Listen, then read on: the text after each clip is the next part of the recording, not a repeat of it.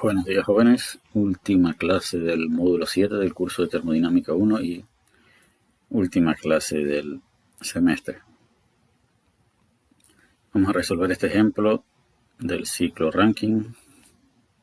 Prácticamente al finalizar este ejemplo cubriremos algunos aspectos importantes en el incremento de la eficiencia de estos ciclos que se verán con más detalle en el próximo semestre. Así que el enunciado del ejemplo indica una planta de generación de potencia de vapor opera con un ciclo simple entre los límites de presión de 1250 y 2 psi/a. El flujo de masa a través del ciclo es de 75 libra-masa por segundo. La eficiencia isentrópica de la turbina y la bomba son 0.87 y 0.8 respectivamente.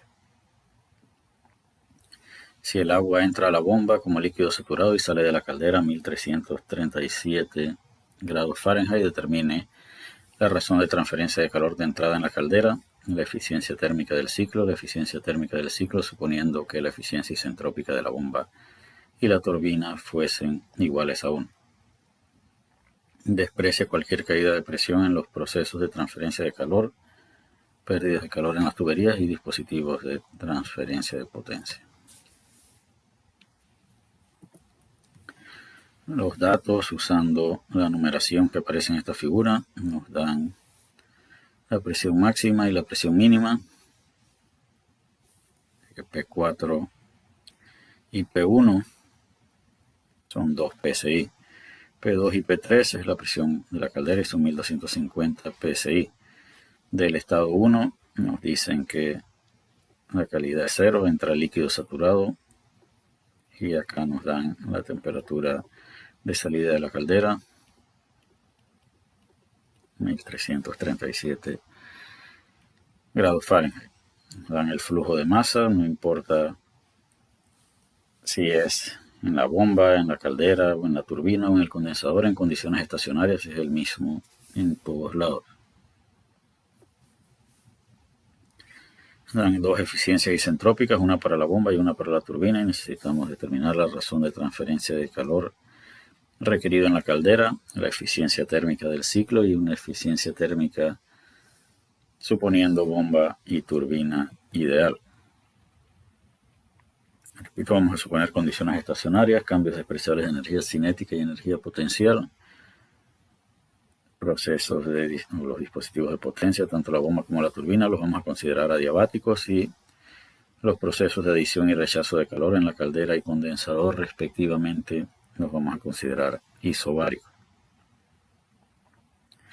La primera pregunta indica que debemos determinar el Q de la caldera. Definimos nuestro volumen de control alrededor de la caldera. Balance de energía para ese dispositivo.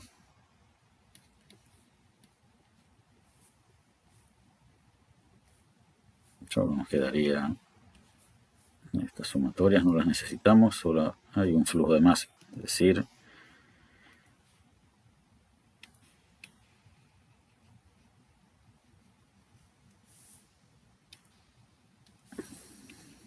el Q de la caldera, punto, es igual al flujo de masa por H3 menos H2.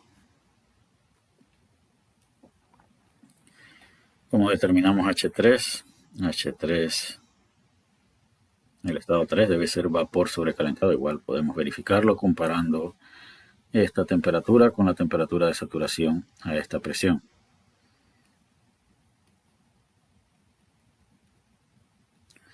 Pero tenemos, repito, si el estado 3 está en vapor sobrecalentado, tenemos presión y temperatura y podemos ir a la tabla y determinar esa presión.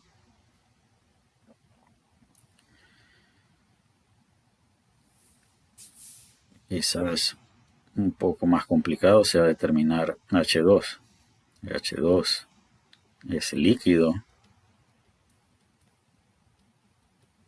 y por lo pronto solo conocemos P2, que es igual a P3. Así que para encontrar una segunda propiedad intensiva del estado 2 que permita definir el estado 2 y resolver la primera incógnita, debemos analizar otro dispositivo que involucre el estado 2 y este es la bomba.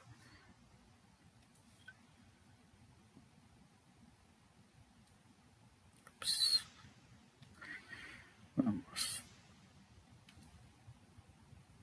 a seleccionar la bomba. Ya habíamos dicho que Q de la caldera era igual al flujo de masa por H3 menos H2, donde H3 era función de P3 y T3 y H2 era función de la presión de 2 y una segunda propiedad que vamos a buscar a través de la bomba. Balance de energía en la bomba conduciría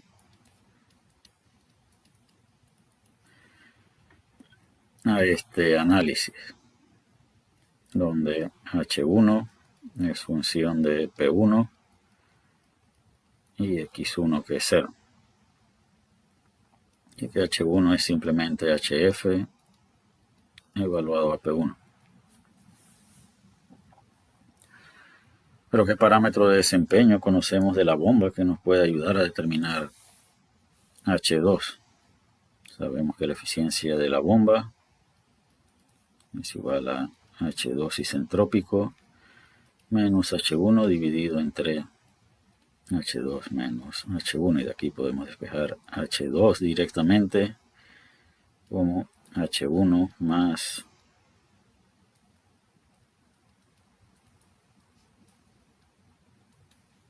donde H2 isentrópico es igual o es función de la presión de 2 y la entropía de 1. Y la entropía de 1 es SFP1. Y este es un error común que cometen los estudiantes de directamente hacer esto. Eso sería cierto si la eficiencia isentrópica de la bomba fuese 1, algo que no es cierto en este caso. Así que como determinamos H2 isentrópico, tendríamos que ir a una tabla de líquido comprimido. Esto está en líquido comprimido.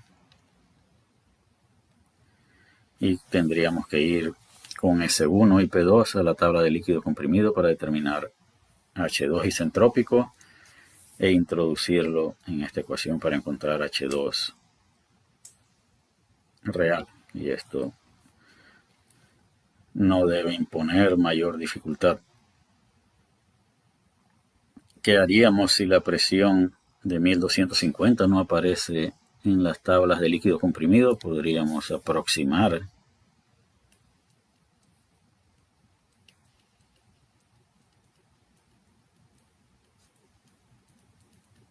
la eficiencia isentrópica de la bomba a este trabajo isentrópico dividido entre H2 menos H1. Y eso nos permitiría obtener todas las características necesarias o todas las propiedades necesarias para definir la primera incógnita, o para encontrar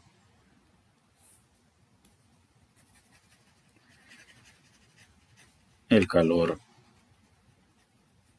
o la razón de transferencia de calor agregado en la caldera.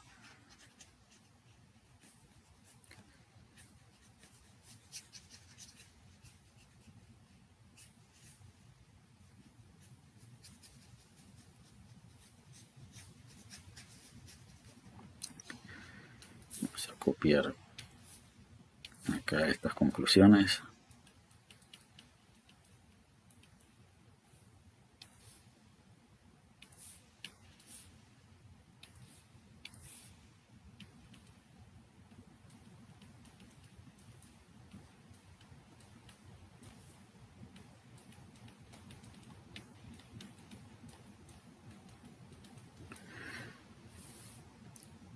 La segunda incógnita es determina la eficiencia térmica del ciclo. Y la eficiencia térmica la podemos determinar de diferentes maneras.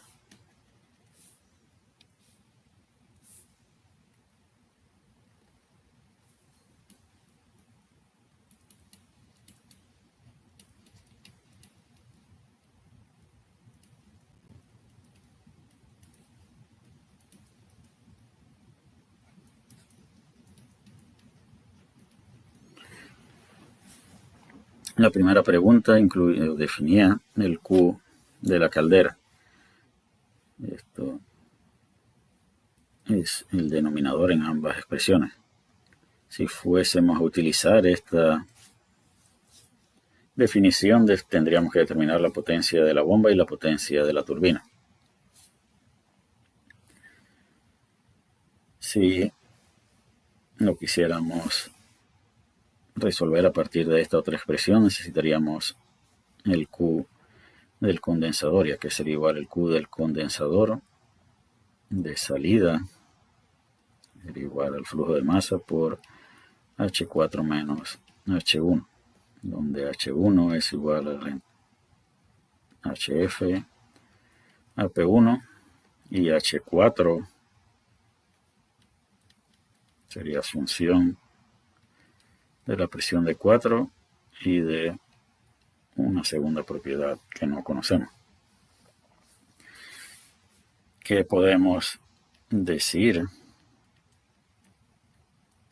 Inmediatamente que S4 no es igual a S3, pues la eficiencia de la turbina no es igual a 1. De hecho, debemos decir que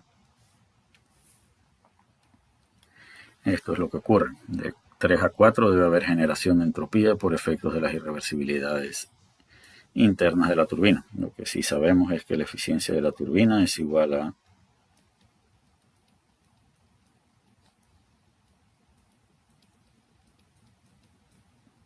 H3 menos H4 isentrópico.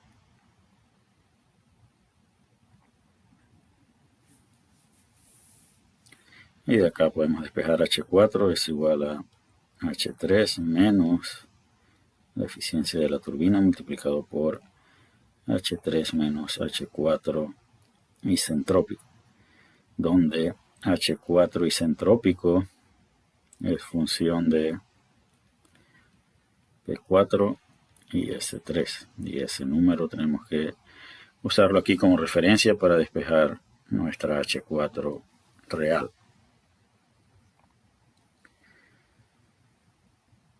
Y eso permitiría determinar el Q del condensador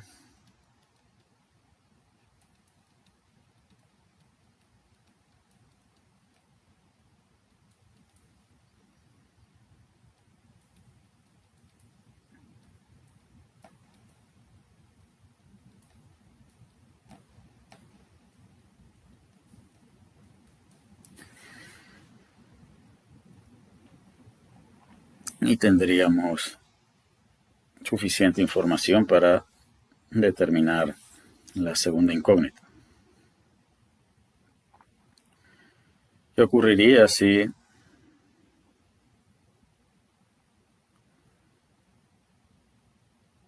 para responder la última incógnita supusiéramos que la eficiencia de la turbina y la bomba fuese igual a 1? Simplemente tendríamos que sustituir 1 aquí y 1 acá. Y nuevamente tendríamos suficiente información para lograr nuestro propósito. Si ese sería el camino para resolver este problema, ahora vamos a avanzar a través de las diapositivas. Ahí está la razón de transferencia de calor en la caldera es igual al flujo de masa multiplicado por la diferencia entre H3 y H2. H3 de la tabla de vapor sobrecalentado, el aproximado acá sugiere que hemos tenido que interpolar. ¿Y por qué obtenemos H3 y S3 si acá solo nos interesa H3? Como vimos al desarrollar el problema, H4 isentrópico es función de, para las preguntas B y C, esta entropía va a ser importante. Para encontrar H2 decíamos que era necesario analizar la bomba y que de la bomba conocíamos la eficiencia isentrópica y esta entalpía es la que nos interesa para determinar H2 o el Q de la caldera. la potencia isentrópica de la bomba por unidad de flujo de masa.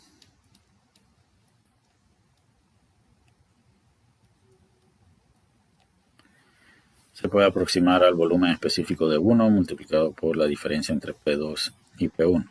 Y de esa manera H2 estaría dada por esta expresión.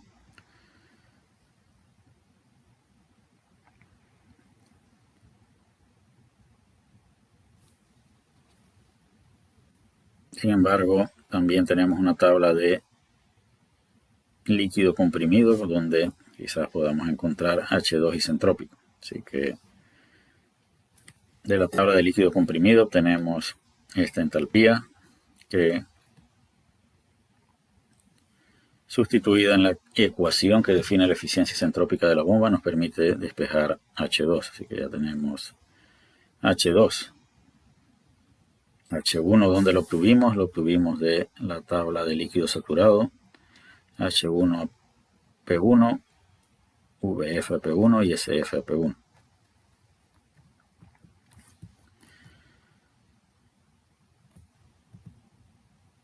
Sí, ya tenemos H1 y H2, solo es cuestión de sustituir, y la razón de transferencia de calor en la caldera es 119.600 BTU por segundo, y como siempre indico, el estudiante debe verificar estos resultados.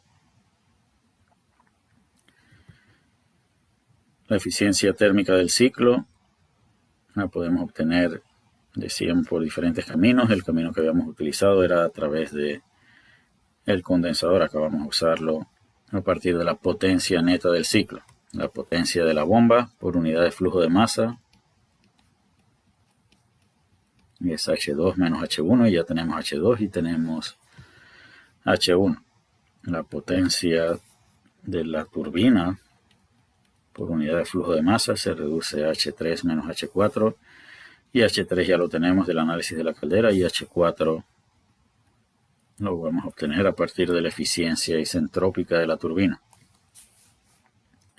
Este es el H4 que necesitamos.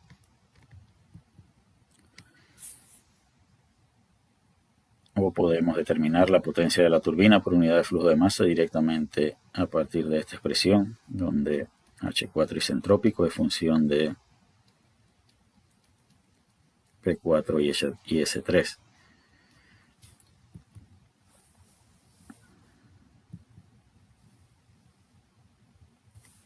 Veamos, S3 es esto, y a 2 PSI, que es P4, podemos observar que la entropía está dentro de estos dos valores, así que el estado 4 isentrópico está en la región de mezcla. Tenemos que definir una calidad, y esa calidad es cercana al 90%, y ¿cómo lo obtenemos? La calidad del estado 4 isentrópico es igual a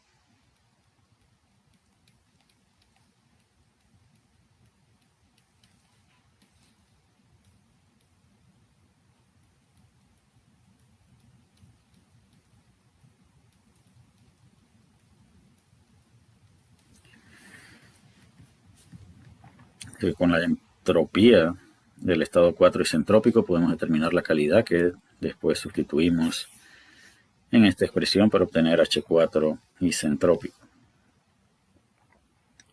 Ya tenemos H4 isentrópico y la eficiencia de la turbina. Podemos encontrar la potencia de la turbina por unidad de flujo de masa.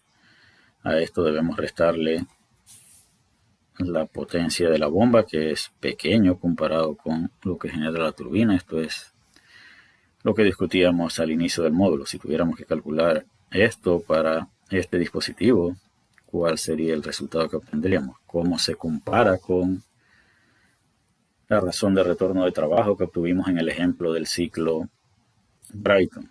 Y estas son preguntas que me gustaría que fueran respondidas en el foro. Así que la eficiencia del ciclo acá, estas cantidades que hemos obtenido acá son por unidad de flujo de masa, así que acá tenemos que multiplicarlas por el flujo de masa para poder compararlas con el Q punto de la caldera que habíamos determinado en la primera pregunta, y esa eficiencia sería 0.37. La última pregunta es cuál sería la eficiencia si esto y esto fuesen uno cada uno.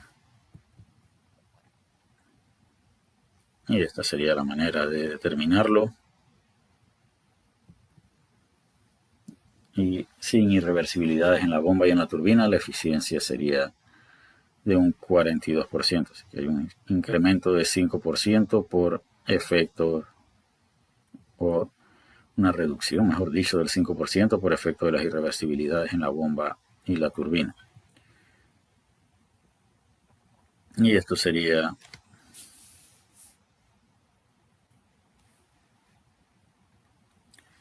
los procesos o los estados expresados en el diagrama temperatura-entropía.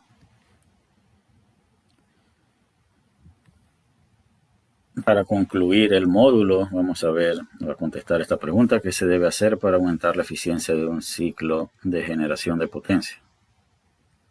Decíamos que al incrementar TH o al disminuir TL, se incrementa la eficiencia del ciclo de Carnot. Y que la manera de traducir esto al lenguaje de los ciclos reales es a partir de la temperatura promedio de adición de calor y de la temperatura promedio de rechazo de calor. Así que si aumentamos la temperatura promedio de adición de calor o disminuimos la temperatura promedio de rechazo de calor,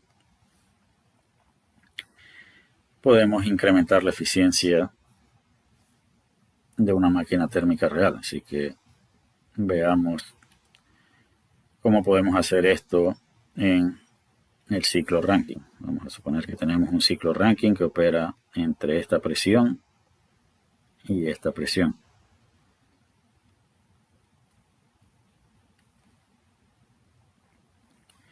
La temperatura promedio de rechazo de calor es, para el caso que muestra la figura,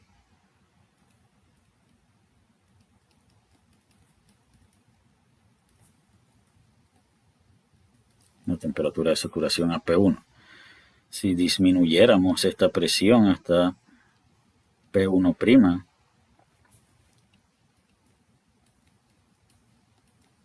la temperatura promedio de rechazo de calor ahora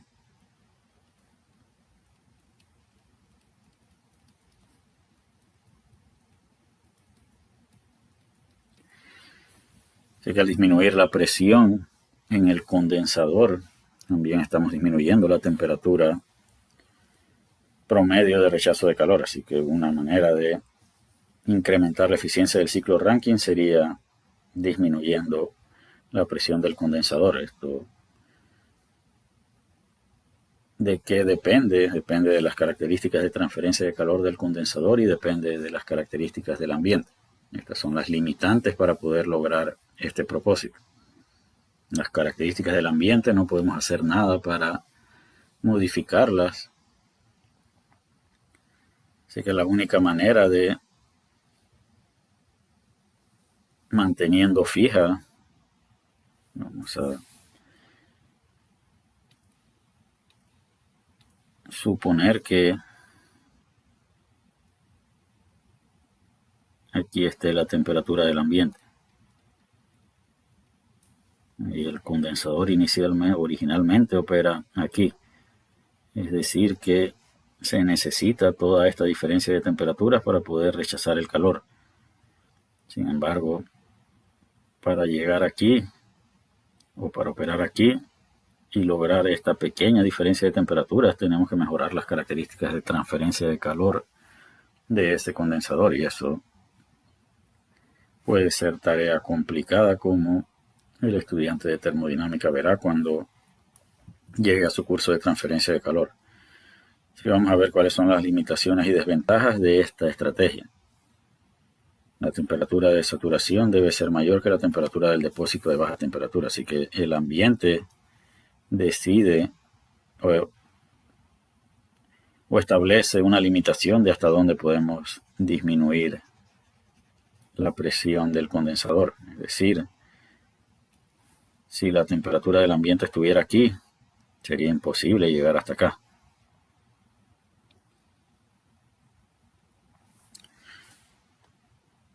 Para presiones por debajo de la presión atmosférica puede haber entrada de aire al sistema. Si hay algún orificio en las tuberías, la diferencia de presiones haría que entrara en aire o gas desde el ambiente. De igual manera, decíamos que a las turbinas no les gustaba operar con humedad en sus álabes. Si disminuimos la presión del condensador, estaríamos incrementando la cantidad de humedad con la que debe operar la turbina. El otro camino es incrementar la temperatura promedio de adición de calor. ¿Y cómo podemos incrementar la temperatura promedio de adición de calor? Si queremos mantener la presión de la caldera constante, podemos incrementar la temperatura de salida de la caldera. Y al aumentar esta temperatura, estaríamos aumentando la temperatura promedio de adición de calor. Estaríamos, desde el punto de vista de la turbina, disminuyendo la cantidad de líquido con que opera la turbina. Sin embargo, ¿hasta dónde podemos incrementar la temperatura de salida de la caldera? Esto está limitado por los materiales de los que se construyen estos dispositivos. No podemos ilimitadamente incrementar la temperatura de salida de la caldera. La otra manera sería incrementar la temperatura promedio de adición de calor sin incrementar la temperatura de salida de la caldera, sería incrementar la presión de la caldera. Así que en el caso que se muestra en esta figura, se mantiene la temperatura de salida de la caldera y se incrementa la presión. Toda esta área representa una ganancia de trabajo, sin embargo, toda esta área representa pérdidas de trabajo. Y un caso similar fue observado en el ciclo Brayton, y en aquel caso definimos una presión óptima. Una desventaja de hacer esto es el incremento en el líquido con que debe operar la turbina. Así que al incrementar la presión sin modificar la temperatura de salida de la caldera, definitivamente incrementamos la temperatura promedio de adición de calor. Esto supone un incremento en la eficiencia. Así que para esta estrategia, la eficiencia térmica aumenta, pero el trabajo neto puede llegar a disminuir. Y en el segundo semestre vamos a definir una estrategia para no perder esa cantidad de trabajo. Y eso sería la respuesta a esta pregunta: ¿cómo se puede obtener el beneficio de ambos métodos de incrementar la temperatura promedio de adición de calor?